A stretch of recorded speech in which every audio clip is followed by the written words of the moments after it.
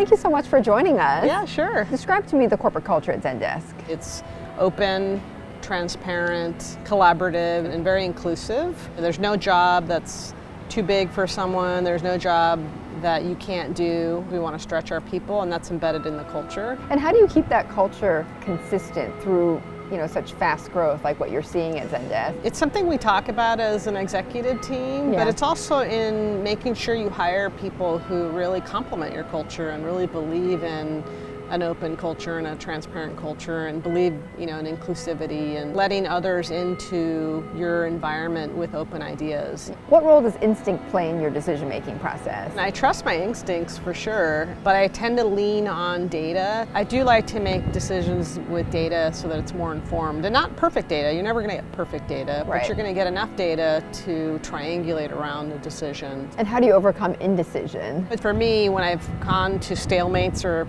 places where people are not deciding, I really try to go underneath what is driving the lack of indecision here, and why does this individual feel so strong about their point of view. And if you can get underneath what's driving the indecision, you might be able to actually solve more than you think. What's the best advice that you could give a woman who's starting out in her career right now? Don't worry about being liked, but worry about being respected. Don't be afraid to step into a job that you think you may not be capable of doing. And then the last thing is find a mentor. I found that when I've had those crossroads in my career, I found mentors to be incredibly valuable.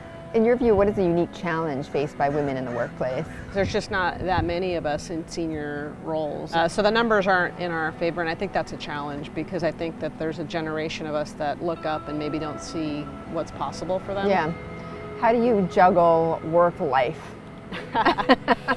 Well, I do. The million-dollar question. Yeah, so first of all, I call it work integration because the two blend a lot. I find the time to be present for the things that matter to me, to my kids. I just prioritize ruthlessly. And what do you wish for your children that you didn't get? I hope they really do see that there's more women in senior roles, that they know that I'm in a role that I'm a leader.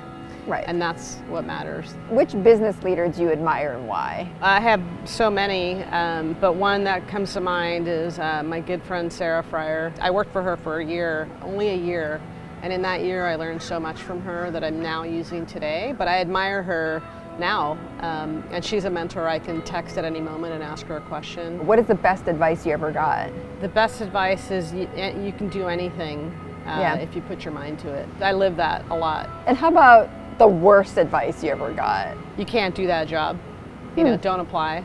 In fact, I did get that advice one. I don't think you're ready for this job. Actually, the CFO ended up later on asking me, why didn't you put your name in the hat for the job? And it was because someone else had told me, oh, you're not ready for the job. Should have listened to my instincts because I think I knew I could do it. Great advice. Yeah. All right, thank you so much. Yeah, Elena. thank you for having me.